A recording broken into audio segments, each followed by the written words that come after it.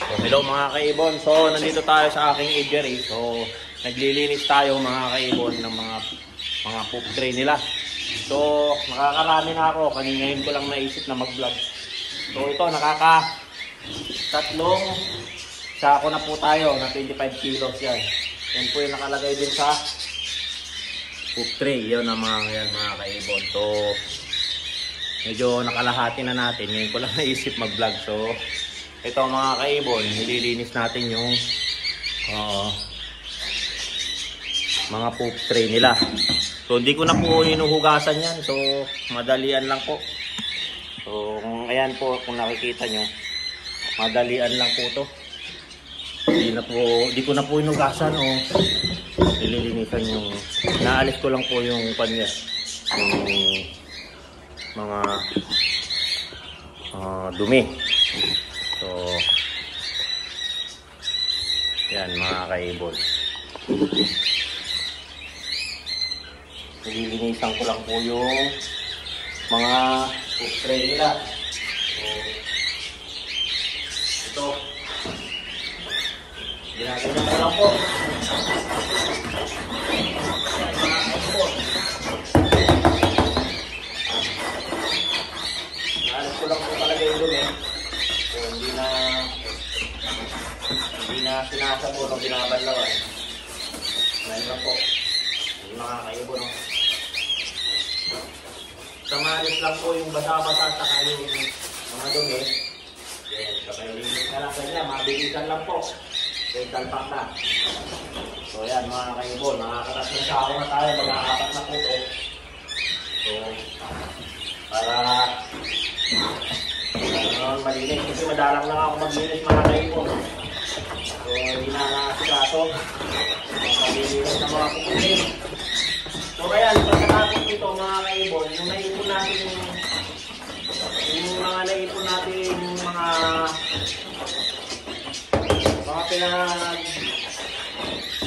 itong mga to, pinakasako, yung mga naipon natin sa food tray, pinupunta ko yan sa farm sa mga pinapalinis ng LJR.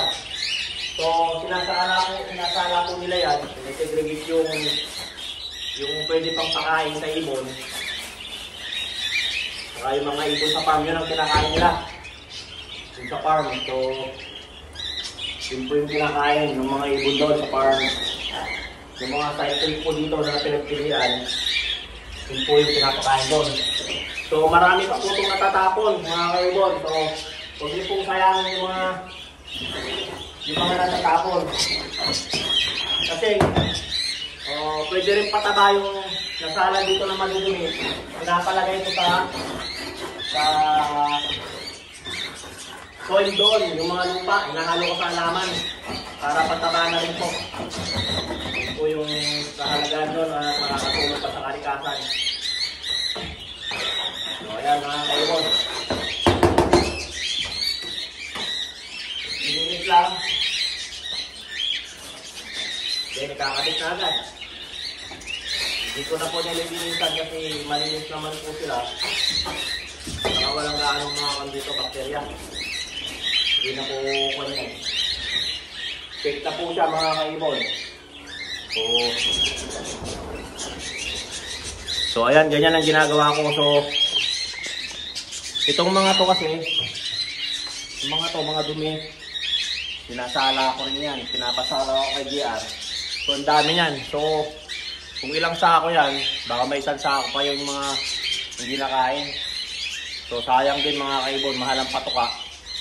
Pinapakain ko din sa mga alaga ko din sa farm, sa bundok. So, sa mga ibon naman noon, marami tayong kakatil doon, mga bagi, saka mga crested na parakeet. So, ayan mga kaibon, pwede po yun. So, ayan, tatapusin ko muna. Babalikan ko kayo mamaya pag natapos na.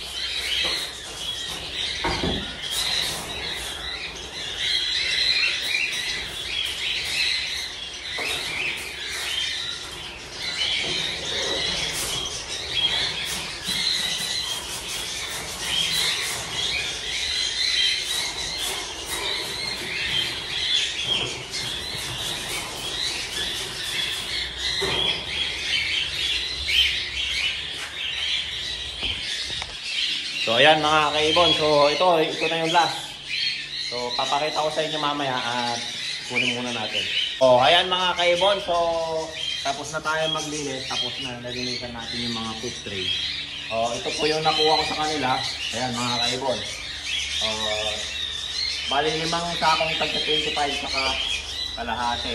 So ayan, lilinisan ni JR at saka Arnian sa farm, bukas kukunin yan. So yan, malamang siguro marami-rami yung makukuhang pwede pang ipakain sa mga alaga ko dyan sa farm. So ayan mga kaibon. So ayan, tapos na naman po yung aking paglilinis.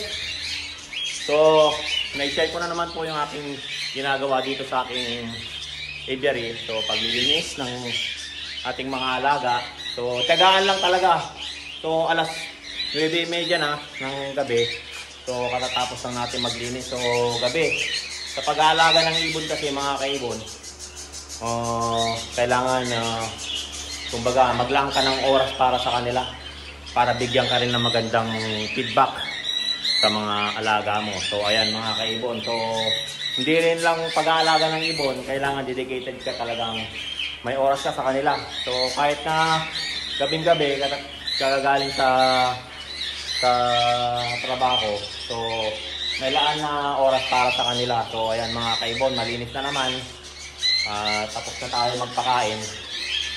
So ayan mga kaibon, inspirasyon lang po ito. Nag-vlog ako para sa inspirasyon ng mga breeder o gusto mag-alaga ng ibon o mga kapwa natin breeder na medyo gawal sa oras.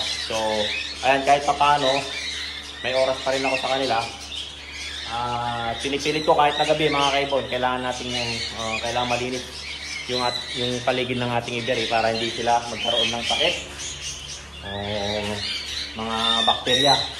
So kadalasan kasi kapag hindi nalilinis yung Ivory, nagkakaroon sila ng mites dun sa paa. Basta mites yun, nagkakasugat yun. Hindi ko alam kung anong term nung masyado, pero nagkaganon yung mga paa nila. Dahil sa mga dumi o masyadong maduming paligid nila. So ayan, kailangan natin maglinis. Maglaan tayo para sa kanila. So ayan mga kaibon, so don't forget to subscribe my YouTube channel, Warren Palakpak Kaibon, at ang aking Facebook page, Warren Palakpak Kaibon, at ang aking Facebook, Warren Palakpak Mr. Tigasin. Pa-like and share na lang po kung hindi ka pa nagla-like, hindi ka pa nag-subscribe sa YouTube channel ko, hindi ka pa nagpa-follow sa aking Facebook. So pa-Facebook ako na lang po, pa-follow, subscribe po. Yun. So ayan mga kaibon, hanggang sa muli. Ito po si Warren Palakpak, Mr. Tigasin. Paalam!